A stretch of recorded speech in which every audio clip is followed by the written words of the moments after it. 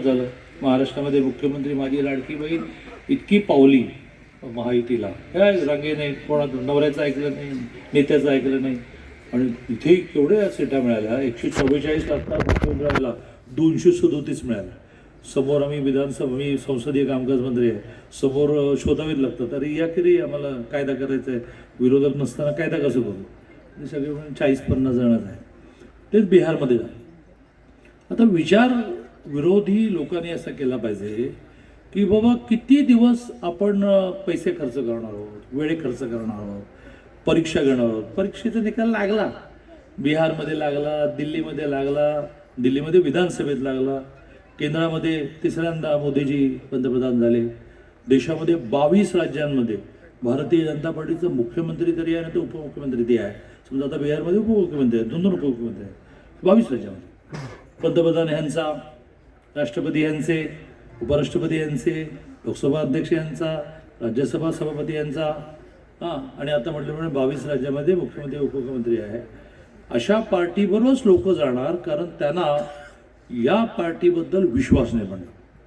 2014 साली मोदीजी ज्यावेळेला पंतप्रधान झाले त्यावेळेला ते गुजरातचे मुख्यमंत्री होते. ते गुजरातचे 15 वर्ष मुख्यमंत्री होते. मोदीजी असं एक व्यक्तिमत्व झालं की ते कधी हरलेच नाही. आधी गुजरातमध्ये 15 वर्ष मुख्यमंत्री राहिले, मग आता 2 टर्म म्हणजे 10 वर्ष पूर्ण होऊन तिसऱ्यांदा पंतप्रधान झाले. हा इतिहास या देशामध्ये कोणी केला नाही.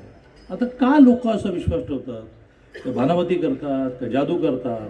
ते लोकांना विश्वास देतात की मी तुमच्या जीवनामध्ये सुख आणेन, मी तुमच्या जीवनामध्ये आनंद आणेन, मी तुमच्या जीवनामध्ये सुरक्षा आणेन. हे त्यांनी केलं, हे लोकांनी अनुभवलं. ही नुसती भाषणं करत नाही, त्यांनी अनुभवलं. 14 ते 19 पहिली टर्म पंतप्रधान पदाची त्यांनी निर्णय केला की देशामधल्या सर्वसामान्य माणसाच्या सामान्य गरजा ह्या आपण भागवायच्या. मग त्यातून 11 कोटी लोकांच्या घराला टॉयलेट नव्हतं, 11 कोटी लोकांच्या घराला टॉयलेट आलं. 7 कोटी लोकांच्या घरामध्ये गॅस नव्हतं, तर गॅस आलं. 3 कोटी लोकांना घरं नव्हती, तर घरं मिळाली. किती किती किती मोठी. शेतकऱ्यांना दर वर्षाला 6,000 रुपये द्यायला सुरुवात केली. 2,000 पहिली 5 वर्ष त्यावर लक्ष केले. त्याने असं म्हटलं की ह्या देशामधली दारिद्र्य रेषेखालची जी जनता आहे, दारिद्र्य रेषेखाली म्हणजे काय, ज्यांना स्वतःचं घर नाही, ज्यांच्या घरामध्ये नळाने पाणी नाही, ज्यांच्या घरामध्ये गॅस सिलेंडर नाही, ज्यांच्या घरामध्ये टॉयलेट नाही, ज्यांच्या घरामध्ये वीज नाही, त्यांना म्हणतात दारिद्र्य रेषेखालची घरं. यांना मी दारिद्र्य रेषेच्या वर आणणार 25 कोटी लोकांना. आणि हा BJPचा आकडा नाही, जागतिक स्तरावर एक एजन्सी काम करते. त्या एजन्सीचा आकडा आहे की मोदीजी 2014 साली पंतप्रधान झाले त्यावेळेला दारिद्र्य रेषेखाली होते असे 25 कोटी लोक दारिद्र्य रेषेच्या वर आले. म्हणजे त्यांच्या घरी टॉयलेट आलं, गॅस आलं, वीज कनेक्शन आलं, घर मिळालं, घरामध्ये सुबत्ता आली. 25 कोटी लोकांच्या जीवनामधलं दारिद्र्य त्यांनी संपवलं. दुसरा टप्पा जो होता 19 ते 24, त्यांनी या देशामधल्या सर्वसामान्य माणसामध्ये काही गोष्टी सलत होत्या. राम मंदिर झालं पाहिजे, काश्मीरमधलं 370 कलम रद्द झालं पाहिजे, 35 रद्द झालं पाहिजे, काश्मीर भारताचा भाग आहे. 19 ते 24 त्याने ते केलं. अतिशय शांतपणे राम मंदिर पूर्ण केलं. दंगा नाही, काही नाही, व्यवस्थित राम मंदिर झालं. रामाची मूर्ती बसली. आता तिथे ध्वज लावायचा असतो, तो ध्वज आता लावला जाणार आहे. त्या राम मंदिराच्या आवारातली सगळी एक एक करत देवांच्या मूर्ती स्थापन होत चालल्या. अनेक वर्ष, 550 वर्ष आपल्या सगळ्यांचं स्वप्न होतं की इथे राम जन्मला आहे, इथे बाबराची मशीद चालणार नाही, इथे मंदिर झालं पाहिजे. अनेक लढाया झाल्या, अनेक लोक मृत्युमुखी पडले. स्वातंत्र्यानंतर सुद्धा अनेक लढाया, अनेक मारामाऱ्या झाल्या, आंदोलनं झाली, गोळीबार झाला. मोदीजींनी करून टाकलं. आणि आपल्या सगळ्यांना एकदम ज्या दिवशी रामाची मूर्ती बसली तो दिवस आठवा. या देशातले 142 कोटी लोक आणि विदेशात राहणारे 3 कोटी भारतीय, 145 कोटी लोक TV समोर बसले होते. किंवा एकदा पडद्यावर येतो रामाचा चेहरा पाहतो. असं 19 ते 24 त्यांनी आपल्या स्वाभिमानाच्या विषय केले. आता 24 ते 29, त्या 24 ते 29 मध्ये ते भारत जगामध्ये आर्थिकदृष्ट्या क्रमांक 1 वर कसा जाईल यासाठी प्रयत्न करतात. उद्योग वाढवत आहेत, तरुणांचं शिक्षण वाढवत आहेत, महिलांना रोजगार मिळवून देत आहेत. आणि हा देश जगामध्ये क्रमांक 1 वर गेला पाहिजे. कितव्या नंबरवर होता ते पंतप्रधान होते झाले त्यावेळेला? 2014 साली भारत 11व्या नंबरवर होता. आता कितव्या नंबरवर आहे? 4थ्या नंबरवर आहे. 30 साली कितव्या नंबरवर जाणार आहे?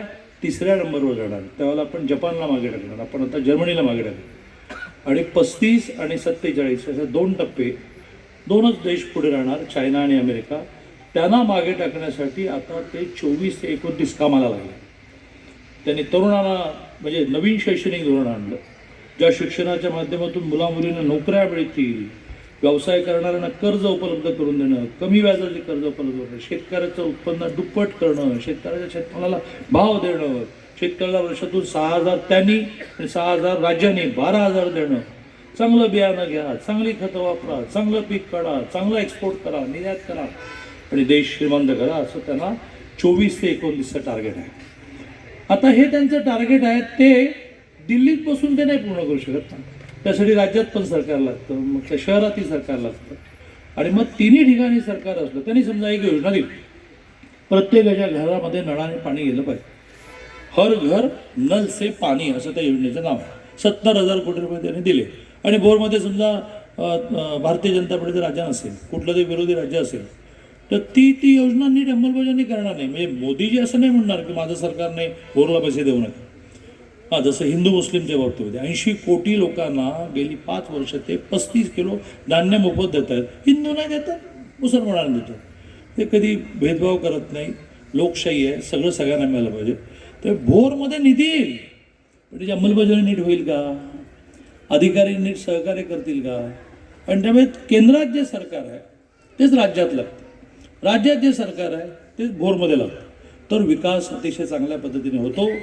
गेल्या वेळेला संग्रामजींचं पॅनल इथे विजयी झालं, तर त्यांनी जवळजवळ 103 कोटी 69 लाखाची कामं केली, त्याचा उल्लेख त्यांनी केला.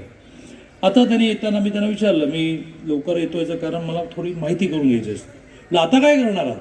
लोक तुम्हाला मतदान करणार आहेत, कारण लोक खालची भांडणं पाहतात, मोदी मोदी मोदी देणार आहेत मतदान. करणार काय तुम्ही?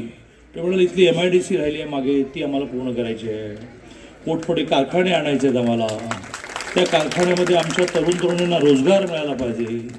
आमची पिण्याच्या पाण्याची जी यंत्रणा आहे ती थोडी आम्हाला सक्षम करायची आहे की जेणेकरून लोकांचा पिण्याच्या पाण्याचा प्रश्न संपेल.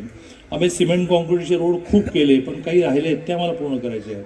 मग मी 2 गोष्टी जोडल्या त्यांना, जे मी संपूर्ण महाराष्ट्रात जोडतो आहे, की हे झाले रस्ते गटर, पण माणसांचा विकास यावर तुम्ही भर द्या. जसं MIDC आली की नोकऱ्या मिळतील,